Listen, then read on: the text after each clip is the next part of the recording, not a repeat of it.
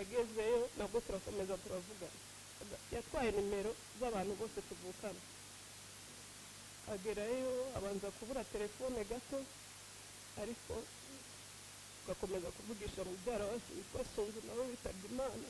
Sunzu akatubwira amakuru ya bose, nkababwira se mumeze mute, ngo tumeze neza, akanyohereza amafoto. Byatinze Sunzu aragenda aramubanziriza, turababara cyane. Sunzu amaze kugenda, bose yari amaze kubona telefone, ndamubwira ati bose ntukajya ubura ku murongo, uzihangane uzugura amamega utubwire amakuru, wowe nta kintu uzawitaho, ushobora kugenda ukamara iminsi itatu uvugishije. ndambwira nimba ari ibisabwa ujye umbwira nkohereza amafaranga ariko ubona amamega. Bose ntabwo igeze abura amamega, buri munsi twaravugana. Rero biragoye cyane guhagarara kuri uyu munsi. Nahoraga nikanga nkabwira Imana ngo Mana uzandinde guhagarara imbere y'abantu ngiye kuvuga ku bintu nk'ibi bimeze gutya. Ngahorana igihunga, buri gihe barwana nkabura amahoro, nkamwandikira akansubiza ati twabayeho ati turi mwihangana tumudufashe gushima Imana turi amahoro. Noneho umunsi umwe turaganira kuri bonano, njyewe nari ndwaye nagiye gusenga, nagumye mu rugo, bose yampamagaye twavuganye amasaha abiri. Meto akazi gacika agasubira akaja guhagarara, akongera akampamagara, duhuza imirongo ndabamora twese turavugana. Ntabwo twari tuzi ko ari kudusezera, twakundaga gusererezanya mu rugo. Buri wese hano mu bo tuvukana bose yagiye amwita izina tuziranye.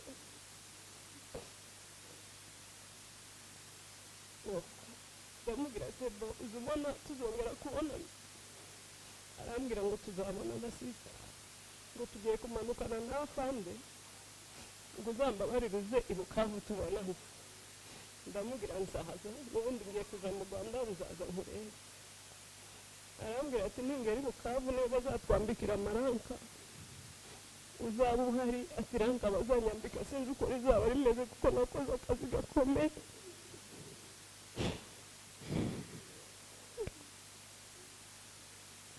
Ndashima Imana ko ranka bose yambiye, Imana yari mwambitse. Ndashima Imana ko tuzongera guhura na bose. Yaransezeye sinabimenya, iranka yambwiraga n'ibyo ngibyo Imana yari mwambitse. Umunsi yitaba Imana twiriwe mu mujyi n'abavandimwe banjye, twirirwa tutameze neza,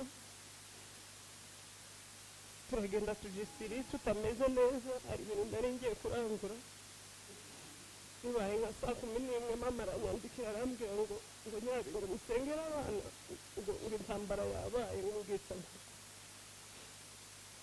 Ndavuga nti reka mbaze Rora w'umunyamakuru, ndamuhamagara Rora ndamushimira cyane, inshuti yacu. Ndamubwira se Rora bimeze gute? Arambwira ati bimeze nabi, abana bashize, ariko ntiyambwiye ko bose arimo. Nahise mpaguruka ngira Muhora Ken tugende, ndumva sinzi uko mbaye. Nahise numva umubiri wanjye ucitse intege cyane, umutima uranze. Mpamagara mama ndamubwira ati majyama, amasaha yagiye. Mama arambwiye ngo yabuze ibitotsi, hari saa sita z'iwabo. Nja mu modoka abo twari kumwe, bamwe barasigara abandi Muhora Ken araza turagenda. Tugera hano tugeze mu rugo nka saa 3 nibwo batubwiye amakuru ya bose.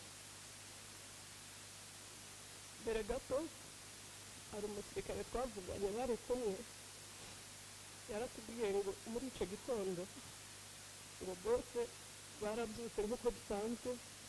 Iyo bajaga ku rugamba bageza babanza bagasenga, barabyuka babona bose nta mbaraga afite, ngo niwe muntu wakundaga akazi cyane. Barababwira ngo basenge, barasenga.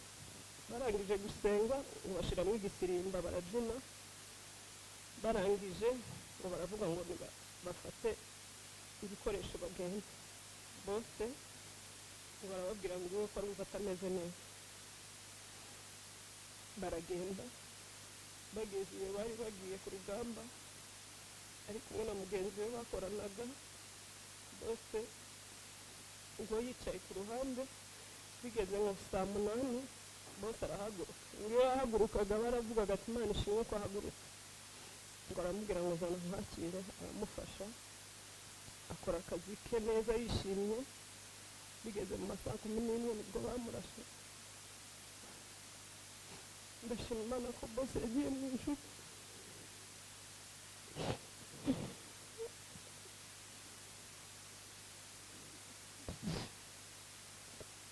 Ndashima Imana ko mu muryango wacu hari intwari. Ndashima mama watubyariye intwari bose, barakoze cyane.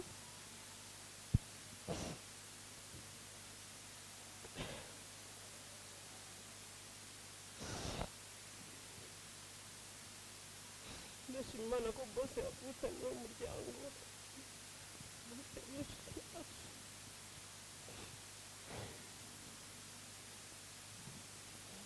Ntabwo nari nzi ko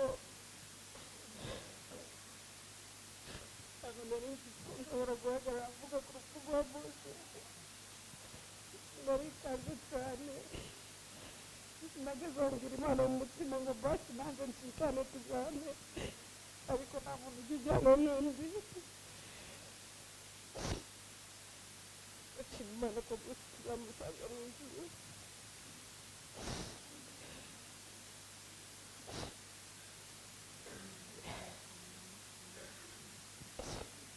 Ndashimira abantu bose badutabaye tukimara kuba twarababonye.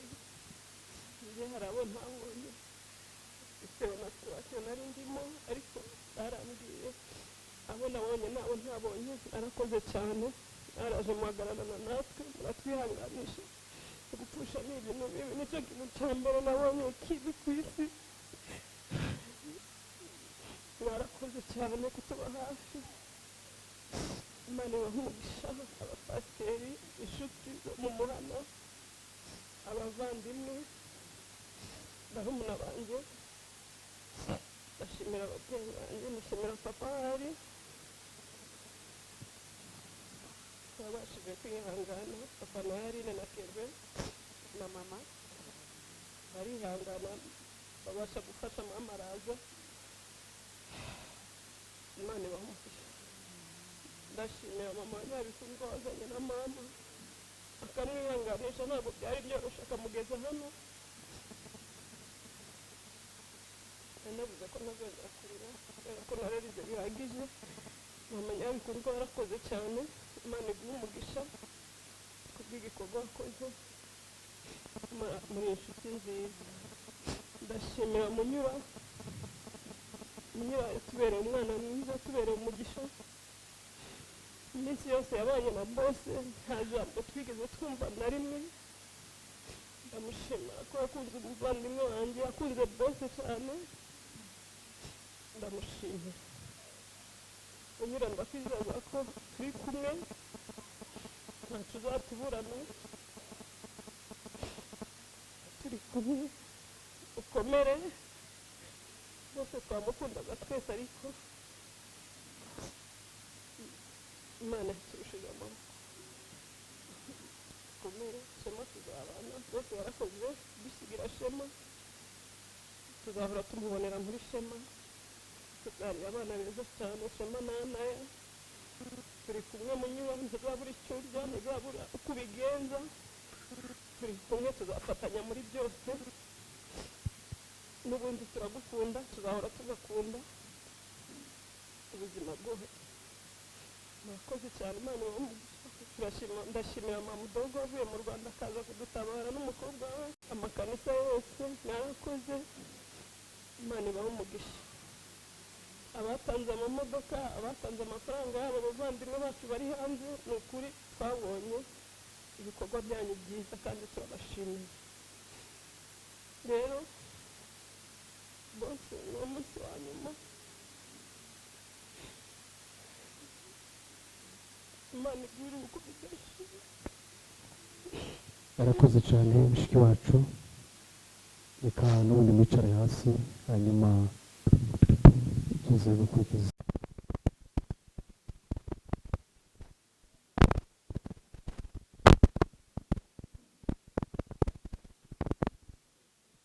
Nanone kubera impamvu z'umwanya reka twakire muramu wacu Gigi ndetse ari kumwe na mugenzi we mukuru wacu nawe, ariko n'abana bacu bashiki bacu muraza guhagararana nabo niwe uri buvuge.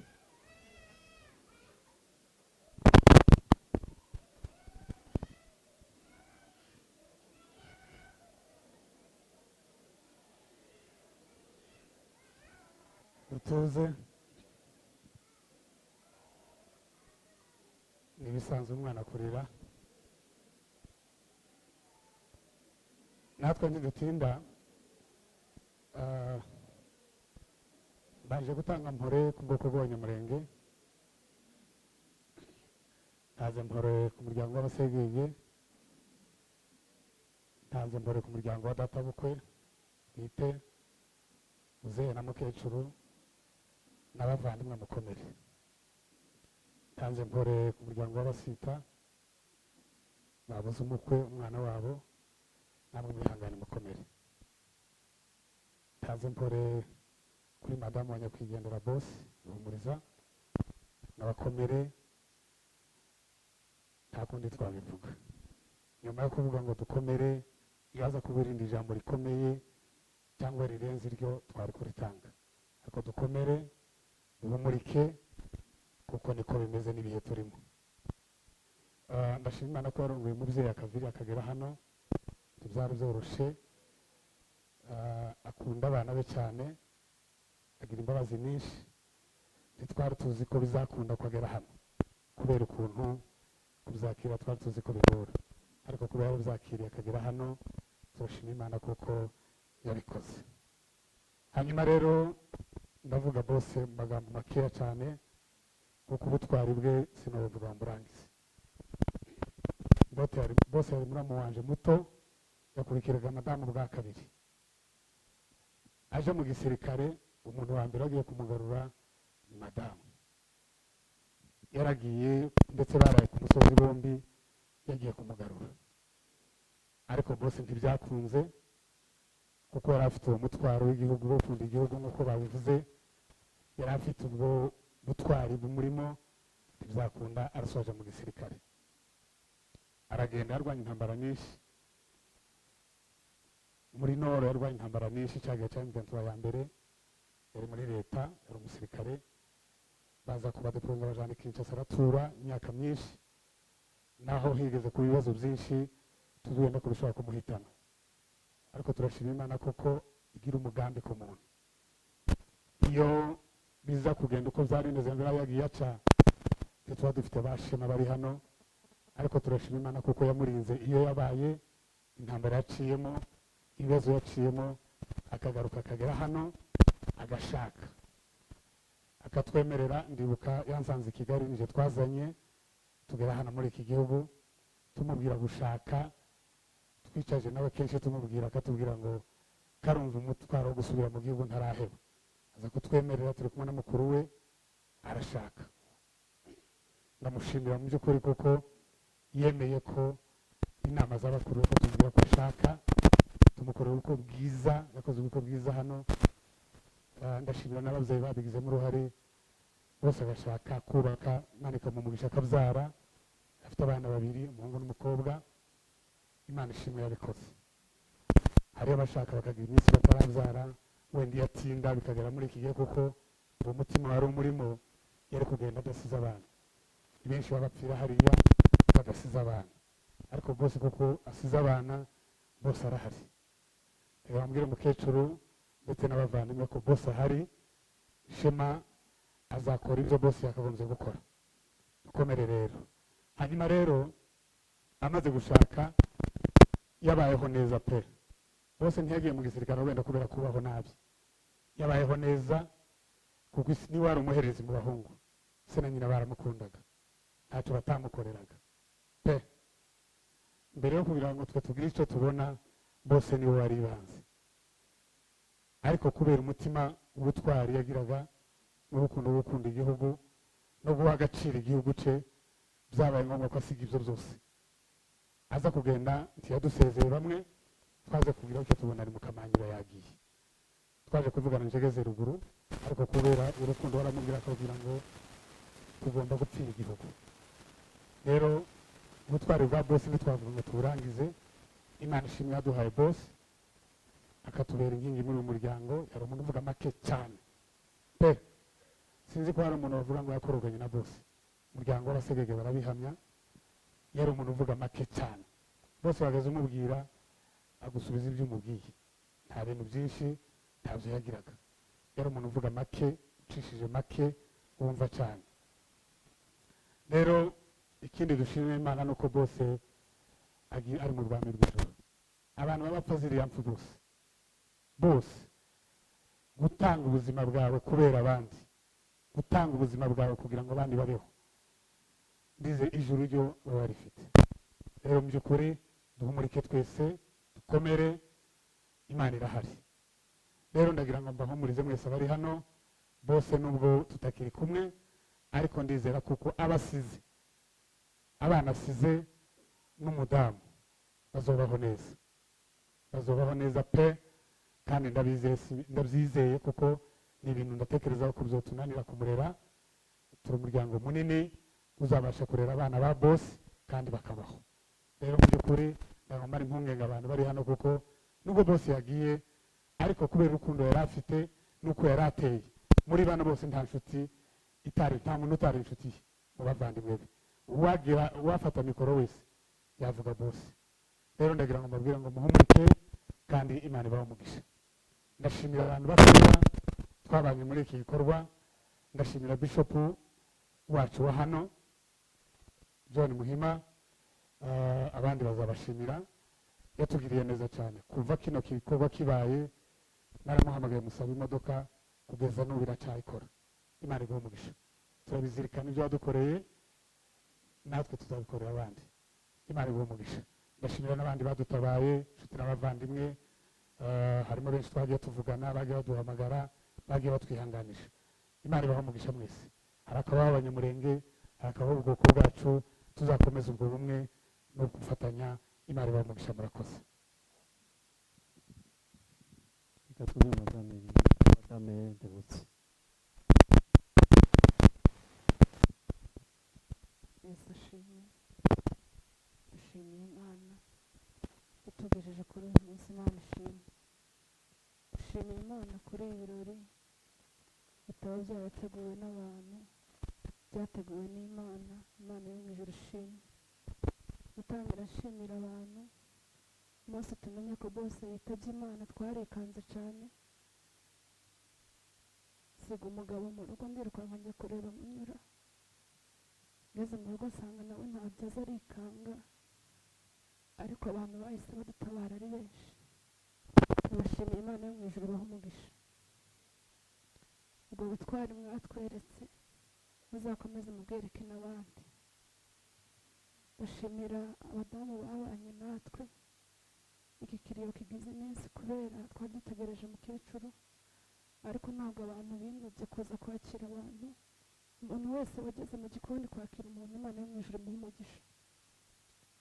Ikindi ngiye kwihanganisha abavandimwe, ndihanganisha abavandimwe kuko tuvukana twese mu rugo, turakundana cyane.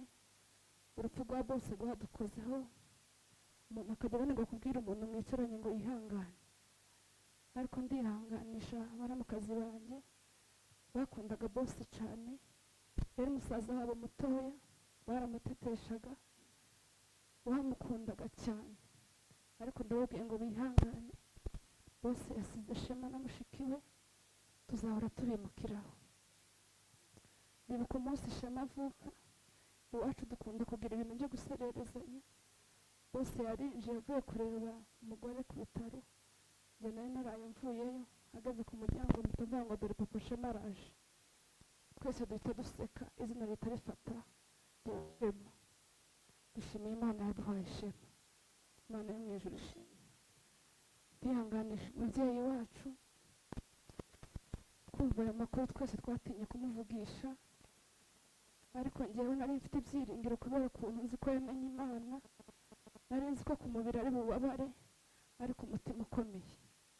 Ndashimira Imana yabanye nawe ikamurongora mu rugenzi, kumva inkuru ingana gutya ukayizana, kuva muri resitora na hano ni kure cyane, ariko Imana yaramukomeje araza asanga dukomeye. Buri wese ariko atekereza kujya kumufata agatinya, ariko yatugezeho akomeye. Dushimiye Imana. Ikindi ndashimira Imana yamurongoye ikamugeza hano. Ndihanganisha umutware wanjye yabuze murumuna wiwe, niwe yari afite wenyine, ariko ndashimira Imana yatanze urundi rubyaro. Abana murumuna we barahari benshi, hari ba Shema na ba Sami mwababonye. Umuryango urakomeye kandi urahagaze. Akomere yihangane, tuzabaho kandi turakomeye. Ndashimira umuryango wacu wa Gasekeke, mwatugiriye neza, mwatubaye hafi. Imana yo mu ijuru ibahe umugisha. Ndihanganisha muzehe yasigaye ari wenyine na Aline na Keve, bihangane bakomere. Ibi byago ko birashikira benshi. Ibi bihe turimo hari abafusha abana 2 cyangwa 3, ariko n'ibyago biri ku bwoko tugomba kubyihanganira. Ngiye kuvugaho bose gatoya. Ndashimira bose yabaye intwari. Ndashimira bose ashika hano ari umusirikare, araza avuye Kinshasa. Tumuha igitekerezo cyo gushaka, ntabwo yigeze atinda, yarabyemeye arashaka. Nako mbere yo gushaka yarabaje arabatizwa, aravuga ngo iyo nabaga mu mahanga ntabwo nabatijwe. Ndashimira itorero rya Hope ryabatije bose akaba umukristo. Twakoze ibirori byishimo, turishima cyane uwo munsi yabatijwe. Imana yo mu ijuru ishimwe ko bose yagiye yabatijwe. Bose arashaka, arangije kubyara umwana wa kabiri, umwana yari afite amezi 2, bose asubirayo. Ariko yahoraga avuga ko agira ubutwari, ko atagomba gupfira muri iki gihugu. Ndashimira Imana ko umugambi wiwe yawugezeho, akaba ashinguwe mu minembwe. Imana yo mu ijuru ishimwe. Ndashimira Imana ko bose yadusigiye abana, yadusigiye ifoto. Shema arasa na se ku ifoto, Shema arasa na se no ku butwari. Mwabyumvise ibyo Sami yavuze. Ikive bose yasize Shema zacuze. Bose tumwishupfurije umuzuko wabera.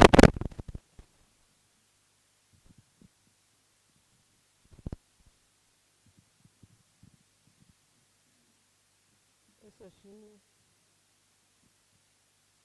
Imana kutugejeje kuri uyu munsi. Ntabwo byari byoroshye, ariko turashima Imana ko yadushoboje tukaba tubashije kugera kuri uyu munsi wa nyuma w'ibirori by'ubukwe.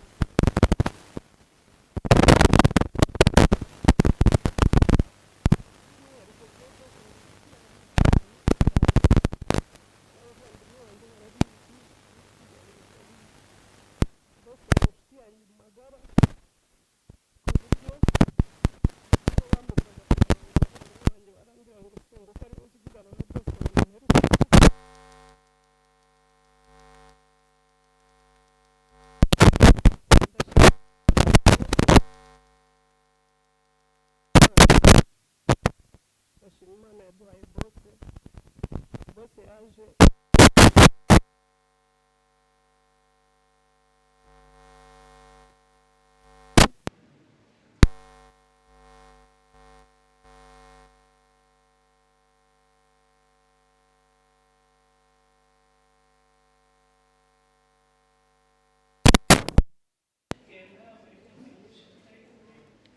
noneho aza kugaruka. Agarutse yaciye iwanjye nari i Kigali, tugirana ibihe byiza, twamaranye icyumweru. Umva twari dukumburanye imyaka myinshi tutabonana. Ndamwishimira cyane. Hari muri korona, arambwira ati ndagiye, ariko ningera igihe cyo gushaka uzambabarire. Ndamubwira ntabwo nzareka kuza. Arambwira ati ndabizi biragoye, ni mu gihe cya korona, ariko nzabwira ababyeyi bakwishyurira itike sinshobora gukora ubukwe udahari kubera ukuntu yankundaga ababyeyi barabikora ndaza mba mu birori bya bose ndishima cyane bose aje kujya mu gisirikare ejo bundi mbere yaho gato yarambwiye ngo aranshaka ntari burare ngo tutabonanye yaravuye mu mujyi n'amatunda araza bagera mu rugo turicara turatarama cyane twarararanye iryo joro twicaye aratubwira ngo afite umutima wo kujya gutabara ati simbabwira umunsi ariko nzagenda ati afande makanika yarambabaje ku buryo ndashobora gukomeza kwicara hano ngomba kujya gufatanya n'abandi gutabara ngo makanika yajyaga amubwira ngo namuzanire icyayi ngo n'umwishwa we ngo nzanire icyayi akakimuzanira aratubwira rero ati simbabwira umunsi ariko nzatabara ntabwo haciye ukwezi bose yagiye mu cyaro nk'uko abandi bagenda agezeyo banza ataramaze n'icyumweru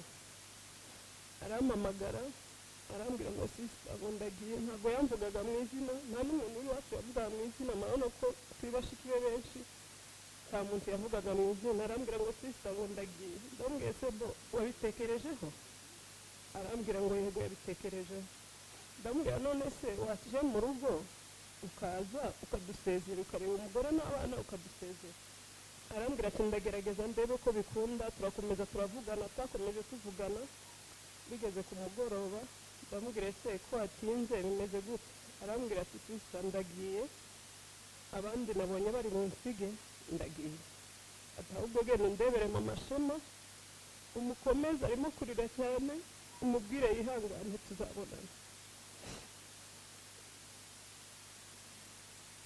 ndamubwira ati bo wabanza ukagera mu rugo arambwira ngo hoya ngo ndagiye sisita ndavuga ati reka ndeke gukurikiza umwana amagambo mabi mwandikira mesaje kandi nyisome gato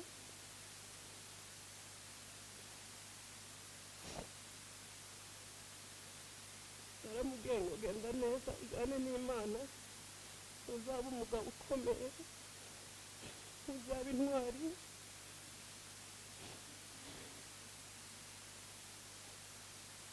dusigaye tugusengera genda ufatanye n'abandi guheka isezerano bagukunda cyane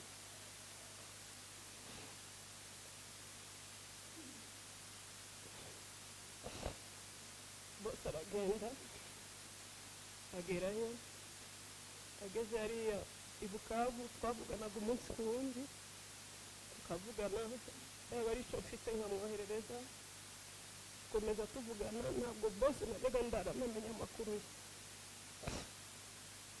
bose bagenda ubwo yazamutse aje ruguru ajana n'abandi